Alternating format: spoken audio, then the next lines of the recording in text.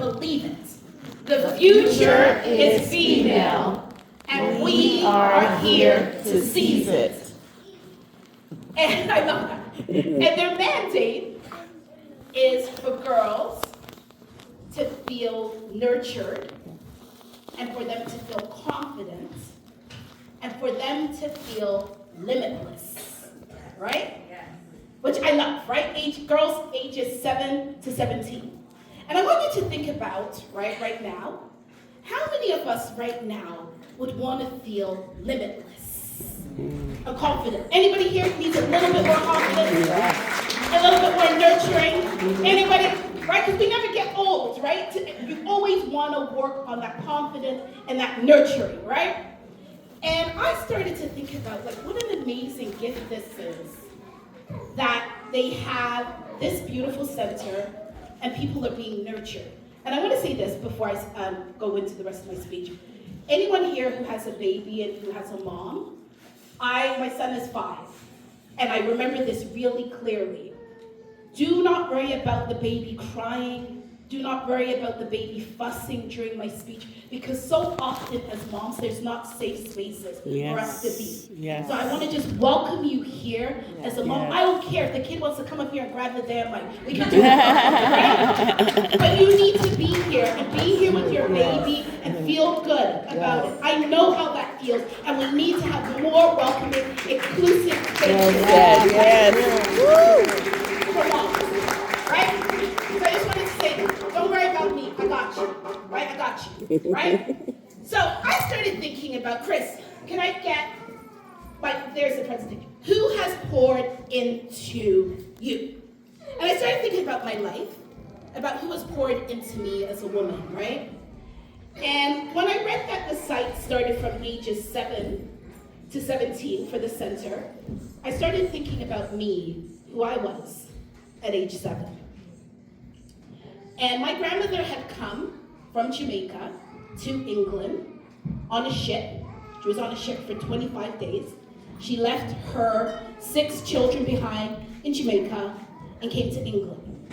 She then sent for my mother, and then I was born to my mother at age 17, right? And my grandmother not only took on raising her kids, but also took on a very maternal role in my life. And I had very clear memories of getting up at ages 7 and 8 and hearing the cranking of the ironing board, right? And it was late at night, and my grandmother would be there, and she would be ironing her blue shirt.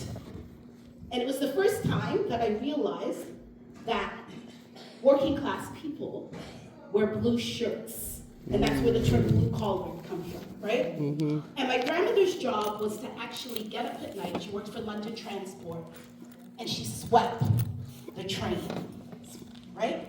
That was my grandmother's job every single night. She left us and went to sweep the trains. And I remember watching her, and my grandmother used to always act like she was upset when she saw me. She was like, "Little girl, go back to your bed. What are you doing? What are you doing?" And then she would get all tender with me, right? And her nickname for me was Special, right? And she would say, "Little Miss Special, you need to go back to your bed because you have to go and learn. You need an education. Because when you have your education," let me say it right, education. She said, when you have your education, no one can take that away from you, right? Mm-hmm. That's so true. And she poured into me. She poured into me. And then I thought about, okay, where else was I poured into? And I remember going to St. Dorothy School, elementary school, right? In Rexdale. Rexdale in the house. Any Rexdale folks? We here. I know it, right? And being in Rexdale, and I had a teacher, an Italian teacher named Mr. Bellissimo. And every single time he would mark my pages and my stories that I handed in, he would put 10 out of 10, and he would say, "You're amazing." And one day, Mr. Bellissimo took me aside, and he said, "Miss Anthony, have you ever thought about being a writer?" you have such an amazing gift for writing. Nice. And he planted that first seed, right? Because I remember when I went home and I said to my mother, I think I know what I'm going to do. Mom, I want to be a writer and an actor. And my mother said to me, the only acting you're going to be doing in my house is acting like a doctor or a lawyer. So my mother shut down the dream, right?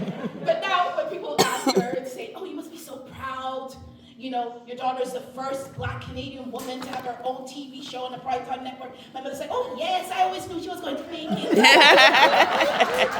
I was with her all the way. And that's not true, right? That ain't true. Mommy wasn't with me all the way. So any of you young people in here, if you got any dreams, just be careful who you share them with. Even your mother, right? But I digress. But Mr. Bellissimo poured into me, right? Next slide, Chris. And then I go back to grade 13. Now I'm aging myself. Anybody here did grade 13, so you know what we're talking about? Yes. Some of you guys might be flashing right about now, because we're at that age. Oh, I see.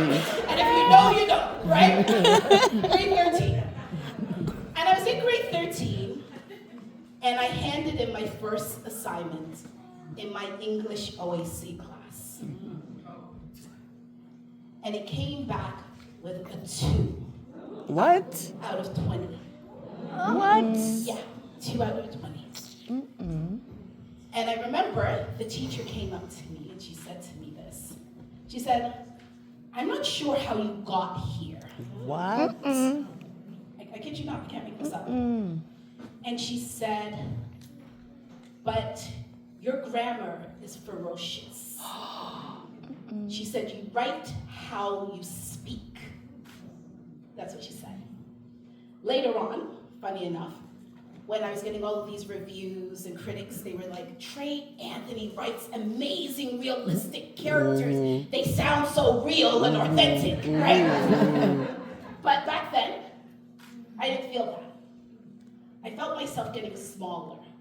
And every time I handed in an assignment, no matter how I tried, she would give me low marks. And then one day after class, she came up to me and she said, you know what, Trey? Your hair always looks so amazing. I know you have this dream about being a writer, but maybe you should go into hairdressing. Ironically, I then played a hairdresser on my own TV show. Yeah. But I started to shrink. And I started to not believe in myself because, you know what? This is the wrong slide, but it's okay. Just pretend I'm gonna read it, right? You have to either be poured into or someone's depleting you, right? Yeah. And we have to really know about when we're being poured into and when we're being depleted. And shortly after that, when I look back at my life, I remember me getting smaller physically, just thinking about my dreams, right? And giving up. And that was when I started to skip classes, right? I started to hang around a wrong crowd. I eventually ran away at age 15 and went and lived at Covenant House, a youth shelter. I then was on the street doing some stuff that I'm not too proud about, right? But just doing stuff and wronging in the wrong crowd, and it was enough things that I ended up getting in the back of a police car with handcuffs on and being fingerprinted. And I was sitting there and I was like, how did I get here? You know, how did I get here? And I was only about 15, 16. And I remember when the judge said he was going to hear my case, he said, one of the things you have to do is that you have to go back home. You gotta go back home. And I went back home and I started back at Notre Dame High School in Brampton. Whoop, whoop. Don't be ashamed of practice. It was a pride, girl. And there was a Black teacher there. And she was my first ever black teacher, Miss McFarland, Jamaican. And I will never forget this. I don't know how she knew, but she knew, right? And she knew the trouble I was in. And she came over to me and she said, "Little miss, can I talk to you, please? Come here." She was my science teacher. And Miss McFarland said this speech. To this day, I'm not quite sure where she was going with it, but I know it impacted my life. She said, "Little miss, let me tell you something. There was once a little girl who had a little bike. And she also had this beautiful white dress in her closet. And this little girl, if she was going outside to play, she would put on this white dress and she would cycle away. If somebody said to her, come to a party, she would put on her little white dress and cycle away. When she was going shopping, she would put on her little white dress and cycle away. And the little white dress started to get holes in it. It started to get tattered. And it just looked just like a little mess. It was no longer white, it was just a mess. And then one day, the king invited her to a ball. And the little girl went to her closet and she